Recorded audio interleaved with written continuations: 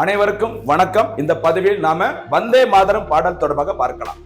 வந்தே மாதரம் பாடலானது 1882ஆம் ஆண்டு அன்று பங்கிம் சந்திர சட்டர்ஜி அவர்கள் வங்காள மொழியில் எழுதிய ஆனந்த மடம் என்ற புத்தகத்தில் இடம்பெற்று இருந்தது. ஓகேவா?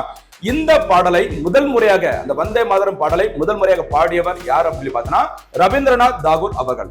1896ஆம் ஆண்டு அன்று இந்திய தேசிய காங்கிரஸ் மாநாடு கல்கத்தாவில் நடைபெற்றது. இந்த மாநாட்டில் தான் ரவீந்திரநாத் தாகூர் அவர்கள் முதல் முறையாக வந்தே மாதரம் பாடலை பாடினார்.